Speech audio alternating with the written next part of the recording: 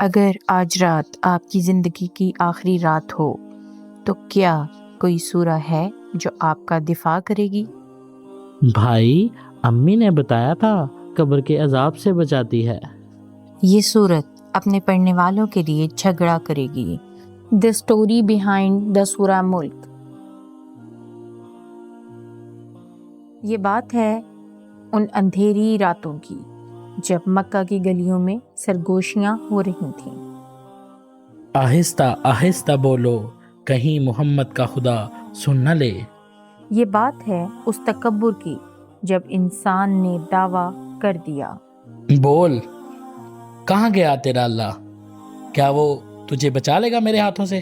اس نئی دعوت کو پھیلنے سے روکنا ہوگا، کہیں ہماری طاقت اور روایت ختم نہ ہو جائے۔ ہم سردار ہیں مکہ کے، ہمارا سرمایہ، ہماری طاقت، سب ہمارا ہے۔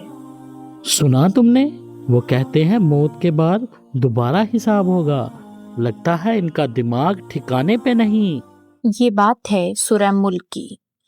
تبارک الذی بیدہ الملک وہو علی کل شیء قدیر۔ ہمارے مسلم گھرانوں میں اکثر لوگ سونے سے پہلے اس کی تلاوت کرتے ہیں، اور ہماری سوسائٹی میں اسے کتنے ہی گھرانوں میں بغیر ناغہ کیے روزانہ تلاوت کیا جاتا ہے۔ لیکن افسوس کی بات یہ ہے کہ ہم میں سے بہت کم لوگ یہ جانتے ہیں کہ اس سورہ ملک کو پڑھنے کی کیوں ترغیب دی گئی ہے، رات کے وقت پڑھنے کی کیوں ترغیب دی گئی ہے، اور اصل میں اس سورت کا مقصد اور مطلب کیا ہے۔ بھائی، امی نے بتایا تھا ہر رات یہ سورت پڑھنے سے ثواب ملتا ہے۔ ہاں، امی نے بتایا تھا، اور قبر کے عذاب سے بچاتی ہے۔ کیا ہیں سورہ ملک کے نازل ہونے کے حالات، اور کون تھے وہ لوگ جو چھپ کر سرگوشیاں کیا کرتے تھے؟ الذی خلق الموت والحیات لیبلوکم ایکم احسن عملا۔ پاک ہے وہ ذات جس نے موت اور زندگی کو پیدا کیا تاکہ وہ تم کو آزمائے کہ کون تم میں سے بہترین عمل کر کے آتا ہے۔ نبی کی باتوں نے لوگوں کو دیوانہ کر دیا ہے۔ مجھے ڈر ہے ہماری سرداری نہ چھن جائے۔ یہ خوف مجھے بھی ستاتا ہے ابو جہل۔ علماء بتاتے ہیں کہ سورہ ملک اس دور میں نازل ہوئی جب اسلام آہستہ آہستہ پھیل رہا تھا۔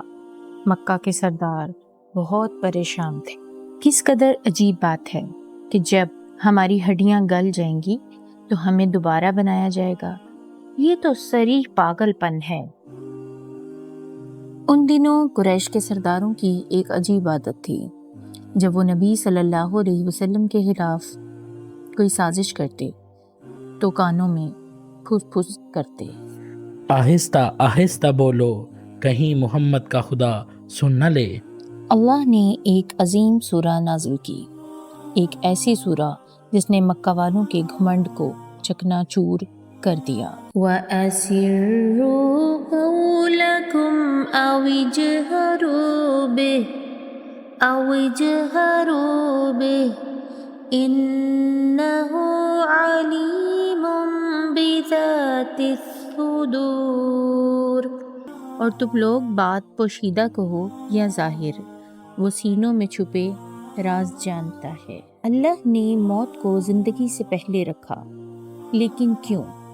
زندگی صرف ایک آزمائش ہے اور موت ایک سچ، تاکہ تمہاری آزمائش کرے کہ کون تم میں سے اچھے کام کرتا ہے۔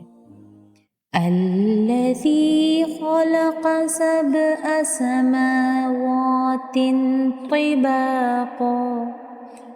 اب اللہ انہیں چیلنج کر رہا ہے، دیکھو اس آسمان کو۔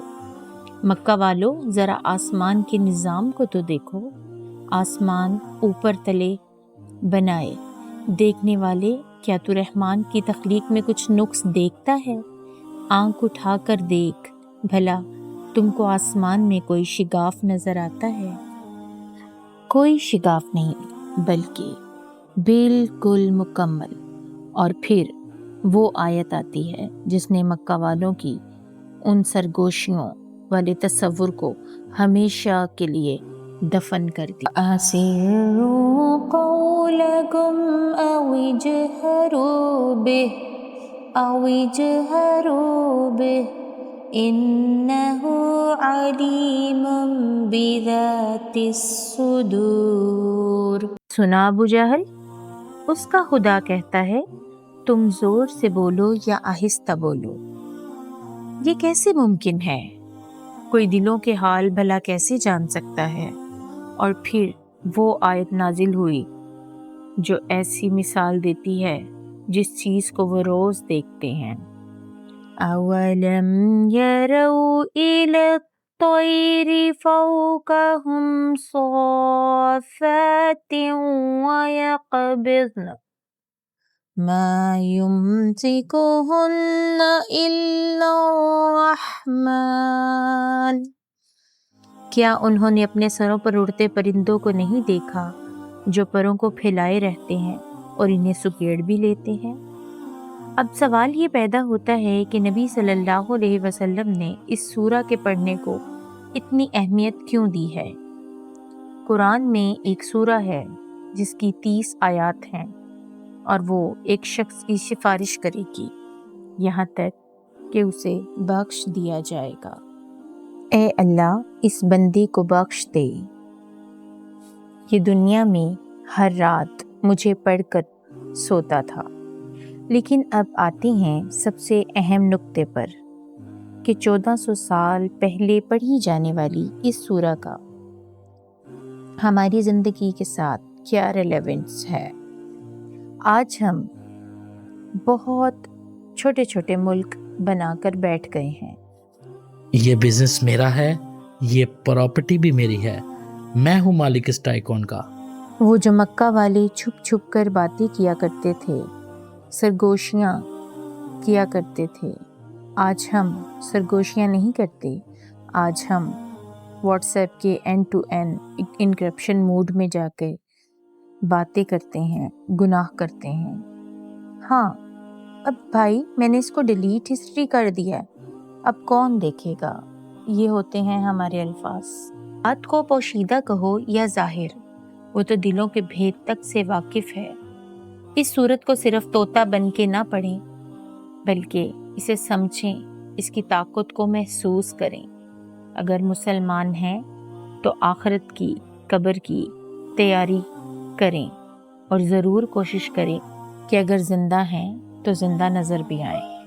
بے شک اصل ملک تو صرف اللہ رب العزت کا ہی ہے۔ اگر میری یہ کہانی آپ کو پسند آئی ہو تو میرے چینل کو لائک کریں، سبسکرائب کریں اور آنے والی کہانی کا انتظار کریں۔